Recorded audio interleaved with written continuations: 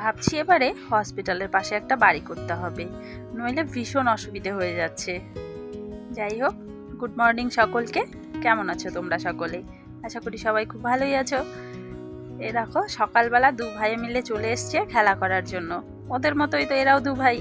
আর এদিকে মা রান্না বান্না করছে। এখানে শাকটা মাকে আমি একটু বেছে ধুয়ে দিলাম, আর ওইদিকে মা সয়াবিন তরকারি করছে, আলু করলা ভাজি করছে। দাদা যেহেতু কাজে যাবে, তাই রান্নাটা কিন্তু সকাল সকালই করতে হয়, কারণ ও 9টা সাড়ে 9টার মধ্যে বেরিয়ে যায়। তার আগে রান্না শেষ করতে হয়।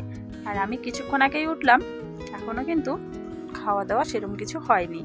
এখানে দুধ গরম করছি, দুধ গরম করে একটু চা করে নেব। আর দুধটা গরম করে এখানে নামিয়ে রাখলাম, কারণ নতুন সদস্যদের খাওয়াতে হবে। ওদের জন্য দুধটা এখানে জাল করে নিলাম।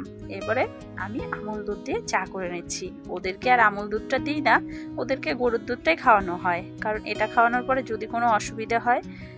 আর এদিকে চাটা বসিয়ে দিলাম, দুধটাও ওইদিকে ঠান্ডা হচ্ছে, আর আমি এদিকে বিছানাটা গুছিয়ে নিই। এখনও কিন্তু শীতের ব্ল্যাঙ্কেট বের করিনি। এই কম্বল আর কাঁথা দিয়েই কিন্তু চলে যাচ্ছে, কিন্তু এবারে মনে হচ্ছে বের করতে হবে। আস্তে আস্তে যেন শীতটা একটু বেশিই পড়ছে। যাই হোক, 2-1 দিনের মধ্যে বের করব। এই 2 দিন এভাবেই চলুক, কারণ আজ তো হসপিটালে যেতে হবে বিকেল নাগাদ, তাই আজ আর বের করব না, কারণ বাড়িতে তো থাকবোই না।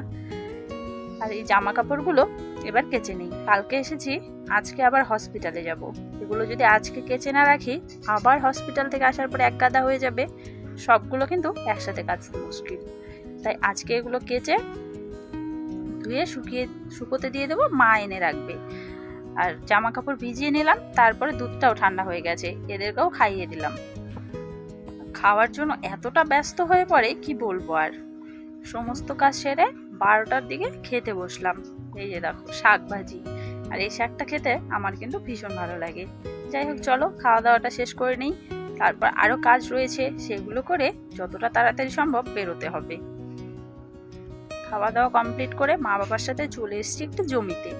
এটা আমাদের বাড়ির পাশেই কিছুটা জমি, এটা আমাদের নয়, একজনের নেওয়া রয়েছে, তার বাড়িটা অনেকটা দূরে, তাই আমরাই এখানে ধান টান লাগাই, কিছুটা ওনাকে দেওয়া হয়। এই দেখো, বাড়ির পাশেই এই ধানের আটিগুলো বাঁধা হচ্ছে, এগুলো বাড়িতে নেওয়া হবে। বাবাকে টাকা নেবে, মা তুলে দিতে পারবে না, তাই এসেছি। ধান আনা শেষ হয়ে গেছে, এখন 3:30 বাজে। এখন আমি স্নান করে এলাম, ঝটপট করে রেডি হয়ে বেরিয়ে যাব, কারণ আমি যাব, তারপরে কিন্তু মাসি আবার বাড়ি যাবে। চলে এসেছি হসপিটালে, 5টা নাগাদ আমি ঢুকেছি। আমি ঢোকার পরে মাসিকে আর দাদাকে বললাম তোরা চলে যা বাড়িতে। এখন আমি একটু বেরিয়ে এলাম কিছু খাবার আর জল নিতে, কারণ আজকে তো কোনো খাবার বাড়ির থেকে বানিয়ে আনতে পারিনি, তাই বাইরে থেকেই কিনে আনতে হলো। এখানে আমি আমার জন্য রুটি নিয়ে এলাম, আর বৌদিকে বললাম কি খাবে, বৌদি বললো ভাত রয়েছে, ওটাই খাবো।